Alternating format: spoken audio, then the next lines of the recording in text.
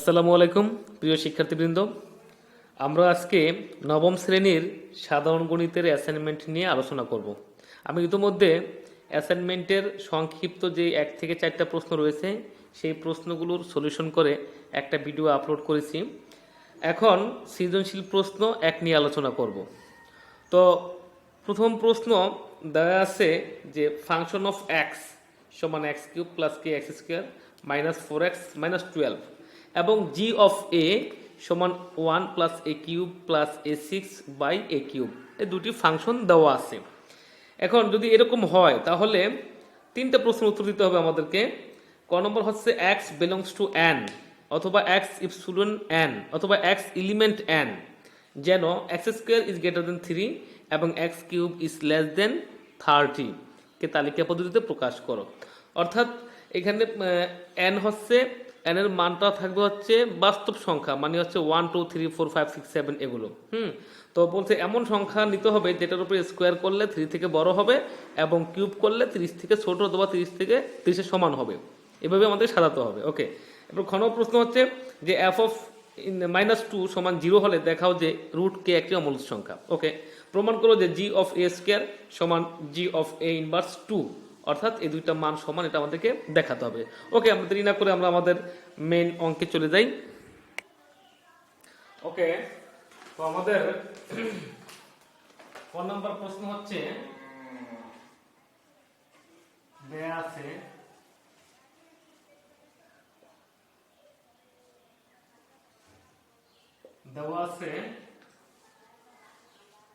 x belongs to n যেন square is greater than 3 এবং x cube is less than 30। এরকম একটা অঙ্ক দেওয়া আছে। তো এখানে তো আগেই বলেছি যে n এর x belongs to n মানে হচ্ছে x এর মানটা আছে n এর মধ্যে। তো n হচ্ছে কি, n হচ্ছে ন্যাচারাল নাম্বার মানে স্বাভাবিক সংখ্যা, অর্থাৎ 1 2 3 4 5 6 7 ইত্যাদি হচ্ছে n এর মান। তো এরকম একটা শর্ত দেওয়া আছে, এই শর্তের উপর ভিত্তি করে তোমাকে এমন একটা মান বের করতে হবে যেটার উপর স্কোয়ার করলে 3 থেকে বড় হয় এবং কিউব করলে 30 থেকে ছোট অথবা 30 এর সমান হবে। তো আমরা x সমান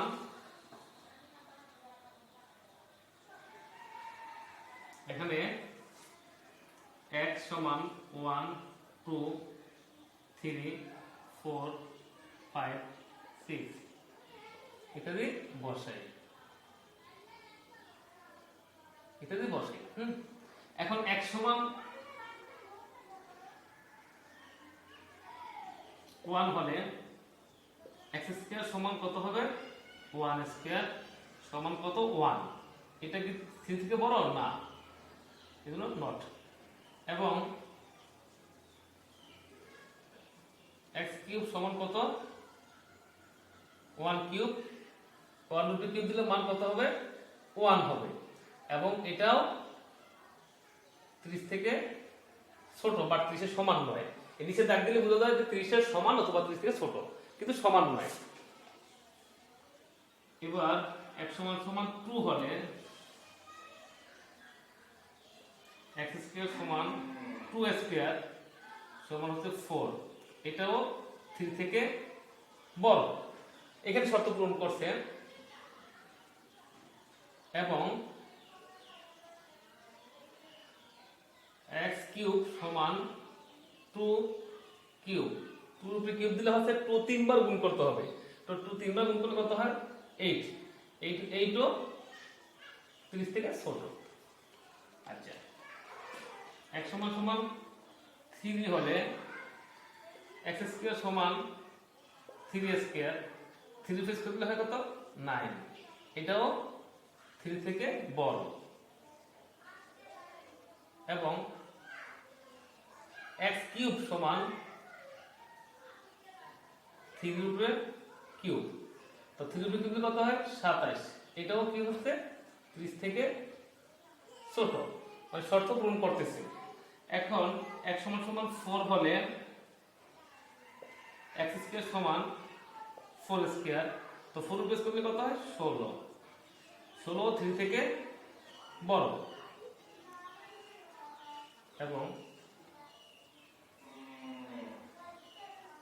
এক্স কিউব সমান 4 কিউব। 4 উপরে কিন্তু কত হয় 64। এটা কিন্তু 30 থেকে বড় হয়ে গেল। তো এখানে স্পষ্ট দেখা যাচ্ছে যে এক্স এর মান 2 থেকে শুরু করে যত বেশি নেই না কেন আমাদের এই প্রথম শর্ত পূরণ করে, অর্থাৎ 3 থেকে প্রতিবারই 3 থেকে বড় হচ্ছে। কিন্তু এখানে গিয়ে 2 থেকে 3 পর্যন্ত এই দুইটা সংখ্যাই শুধুমাত্র কিউব করলে 30 থেকে ছোট হয়, আর 4 করলে 64 হয়ে যায়, যা শর্তের বিরোধী। সো তাহলে আমাদের এমন সংখ্যা নির্ধারণ করতে হবে যেটা এখানেও শর্ত পূরণ করে, এখানেও শর্ত পূরণ করে। এমন সংখ্যা হচ্ছে 2 and 3। তাহলে সুতরাং নির্ণেয় সেটকে আমরা এর প্রকাশ করব। s সমান x belongs to and যেন কত হবে 2 and 3। এভাবে অ্যান্সার লিখে দিলে হয়ে যাবে, অথবা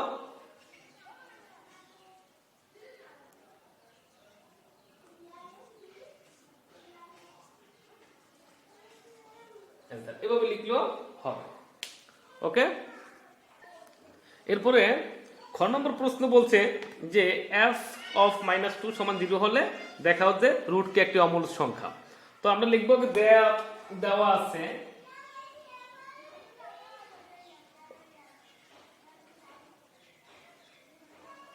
আছে ফাংশন অফ x সমান x³ plus kx² minus 4x minus 12, এরকম একটা ফাংশন দেওয়া আছে।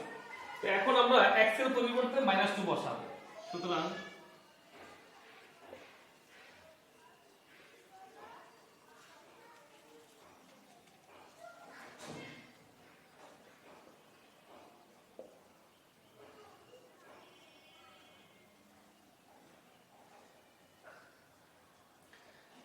দিলে কত হবে 8 হবে, এবং বিজোড় সংখ্যক পাওয়ার থাকলে মাইনাস যুক্ত কোনো সংখ্যার উপর বিজোড় সংখ্যক পাওয়ার থাকলে মাইনাসটা থেকে যাবে। তো 3 বিজোড় সংখ্যা এই জন্য মাইনাস থেকে যাবে, প্লাস এই মাইনাসের উপরে বিজোড় সংখ্যক না জোড় সংখ্যক মানে স্কয়ার মানে 2, তো 2 দুগুণে 4 কত হয় 4k।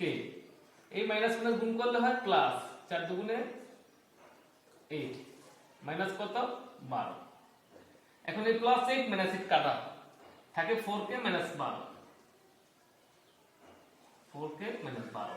কিন্তু একটা জিনিস খেয়াল করো, দেখো আমাদের এখানে বলছে যে f অফ -2 বসালে 0 হতে হবে, কিন্তু আমাদের হয়েছে কি 4k মাইনাস 12।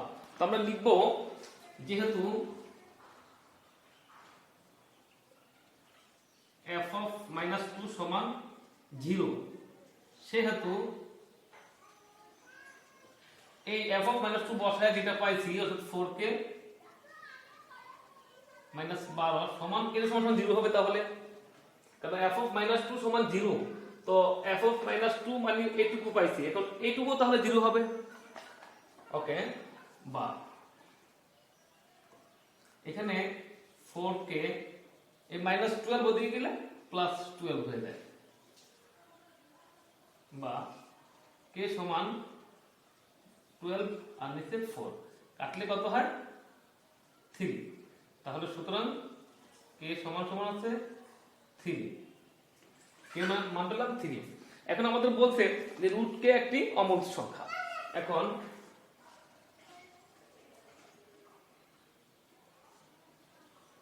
রুট কে সমান √3, কারণ k সমান 3, সুতরাং রুট কে সমান √3।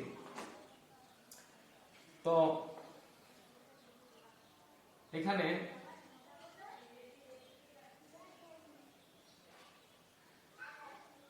1 স্কয়ার সমান হচ্ছে 1, √3 স্কয়ার সমান হচ্ছে 3,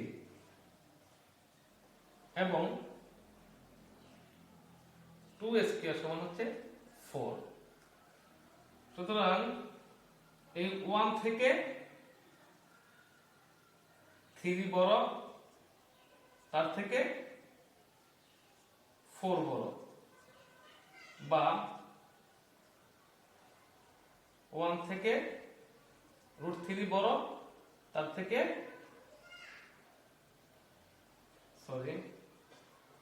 আচ্ছা আমাদের এখানে জায়গা হচ্ছে না, আমরা একটু লেখাগুলো মুছে দিই উপরের দিকে। তো তোমরা এগুলো উচ্চতা, তোমরা বুঝছো তাহলে এগুলো উপরে গুলো মুছে দিলাম। বা 1 থেকে √3 বড় কিন্তু 2 থেকে ছোট। তাহলে দেখা গেল কি যে 1 রূপে স্কয়ার দিলে 1 হয়, √3 রূপে স্কয়ার দিলে 3 হয়, এবং 2 রূপে স্কয়ার দিলে 4 হয়।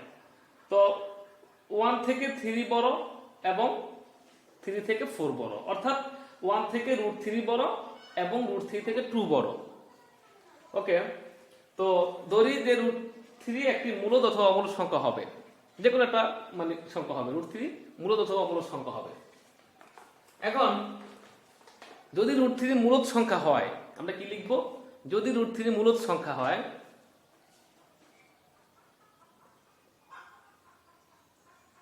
√3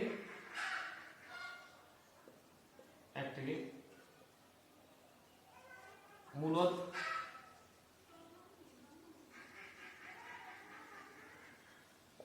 সংখ্যা হয়, তাহলে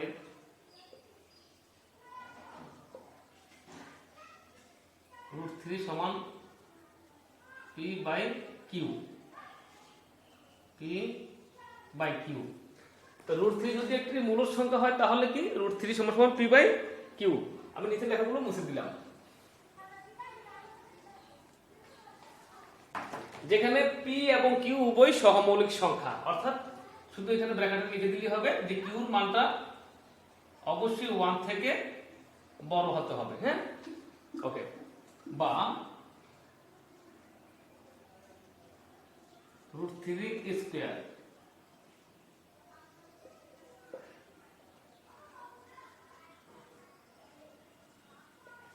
বর্গ করে।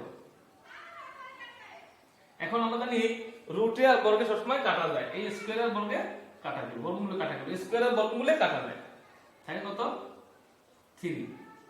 এই স্কয়ার p এর উপরে স্কয়ার, q এর উপরে স্কয়ার, p এর উপরে দিলে হয় কত p স্কয়ার, আর q এর উপরে দিলে হয় q স্কয়ার। এখন উভয়পক্ষে q দ্বারা গুণ করব।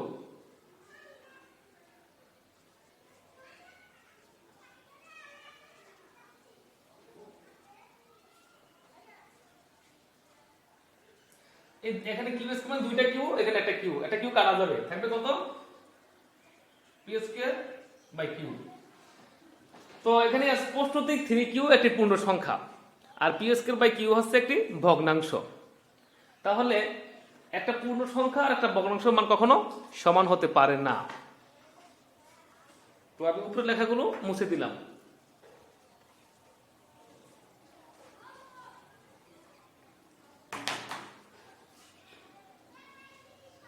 q স্পষ্টত পূর্ণ সংখ্যা,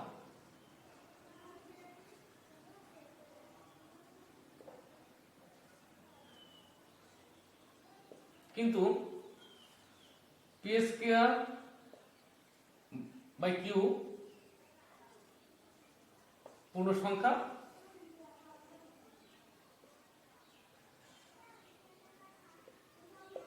নয়, p²/q পূর্ণ সংখ্যা নয়।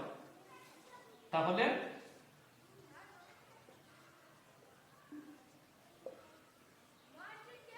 √3 এর মান p²/q এর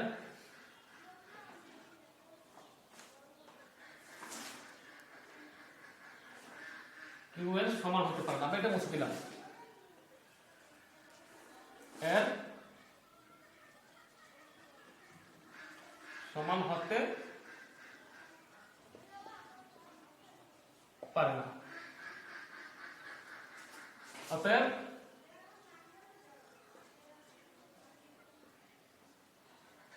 √3 একটি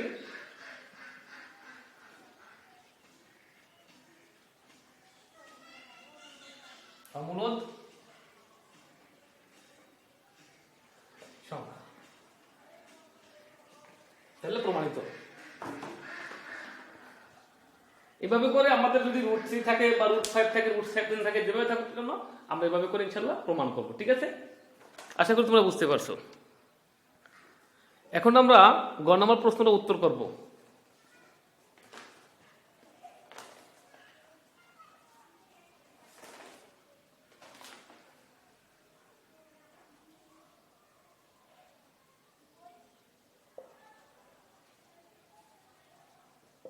দেওয়া আছে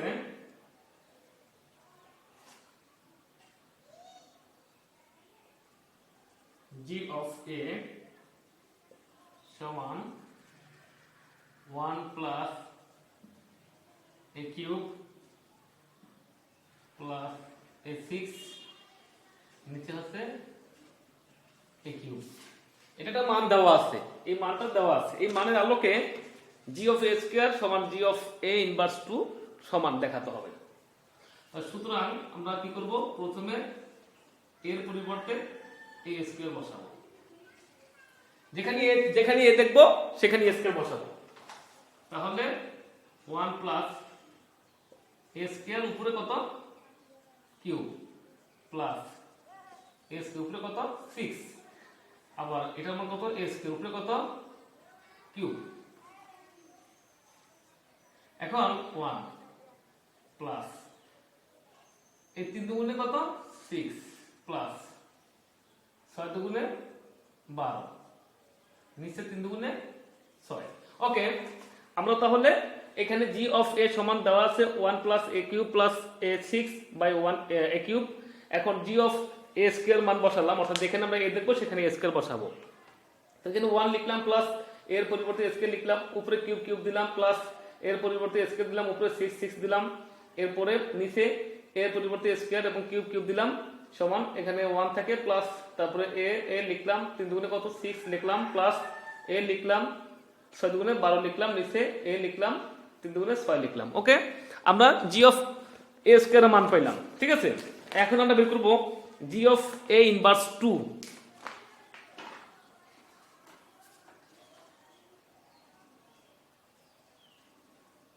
আবার g of inverse a2, g of a inverse a2। তাহলে আমরা 1 প্লাস এর পরিবর্তে a ইনভার্স 2 উপরে কত কিউব কিউব প্লাস এর পরিবর্তে a ইনভার্স 2 উপরে কত 6 বসাবো, নিচে কত আছে a কিউব, মানে হচ্ছে a ইনভার্স 2 উপরে কিউব। ওকে,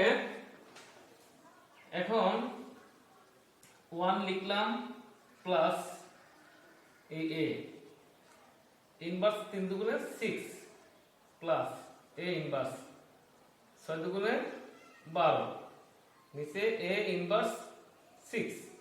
ওকে, আমরা একটু দাগ দিয়ে এখানে লিখলাম সমান 1 প্লাস a ইনভার্স মানে হচ্ছে 1 বাই, যেমন মনে করো a ইনভার্স 1 এটার মানে হচ্ছে 1 বাই a। এখন a ইনভার্স 6 মানে হচ্ছে 1 বাই a 6, মানে ইনভার্সের পরিবর্তে 1 উপরে চলে আসবে, মানে 1 বাই যত ইনভার্স থাকে অত হবে। যেমন 1 a ইনভার্স 6 লিখলাম মানে 1 বাই a 6। এখন a ইনভার্স যদি 7 হতো তাহলে কি হতো 1 বাই a টু দি পাওয়ার 7। এরকম করে আমরা এই ইনভার্সের কাজগুলো করব। ঠিক আছে, এখন তাহলে a ইনভার্স 6 মানে হচ্ছে 1 by a6 plus a inverse 12 মানে হচ্ছে 1 বাই a12, নিচে হচ্ছে কি 1 বাই a6। ওকে, এখন উপরে আমরা লসাগু করব। এখন A6 A12 এর লসাগু হচ্ছে A12, কারণ হচ্ছে সবসময় বড় সংখ্যাটা লসাগু হয়, তাহলে A12 হচ্ছে লসাগু। এখন 1 এর নিচে কিছু নাই, 1 এর নিচে একটা 1 আছে, এখন 1 দ্বারা A12 এর ভাগ করলে A12 হয়। এখন A12 দিয়ে 1 এ গুণ করলে A12 প্লাস এই A6 A12 এর মধ্যে 6 বার যায়, অর্থাৎ A6 প্লাস A12 A12 এর মধ্যে একবার যায়, এককে 1, আর নিচে কি আছে 1/A6। এখন সাজায় আমরা লিখি যে 1 প্লাস A6 প্লাস A12, নিচে হচ্ছে A12। এখন এই যে ভাগ চিহ্ন, এই একটা দুইটা তিনটা দাগ থাকলে মাঝখানেরটাকে কল্পনা করা হয়, ভাগ চিহ্ন কল্পনা করা হয় বেশিরভাগ ক্ষেত্রে আর কি। তো আমরা এটাকে ভাগ চিহ্ন মনে করে গুণ চিহ্ন করতে গেলে কি হবে, উল্টে যাবে, মানে A6 যাবে উপরে আর 1 আসবে নিচে। এখন 1 প্লাস A6 প্লাস, এখন এই ভাগের সময় পাওয়ার পর কিন্তু বিয়োগ হয়, মূলত ভাগের সময় পাওয়ার গুলো বিয়োগ হয়ে যাবে। তো এখানে আছে কটা A12, মানে A12টা আছে, ওইখানে আছে 6টা, মানে 6টা বাদ যাবে, তাহলে থাকবে কত A6। তাহলে দেখো এই g অফ a স্কয়ার এর মান পাইছি 1 plus A6 plus A12 by A6, আবার g অফ a ইনভার্স 2 মান বসিয়ে আমরা পাইছি কত 1 plus A6 plus A12 by A6, অর্থাৎ দেখা গেল g অফ a স্কয়ার এবং g অফ a ইনভার্স 2 সমান। তাহলে আমরা কি লিখবো, যেহেতু জায়গা নাই আমি লিখবো, সুতরাং g অফ a স্কয়ার সমান g অফ a ইনভার্স 2 প্রমাণিত।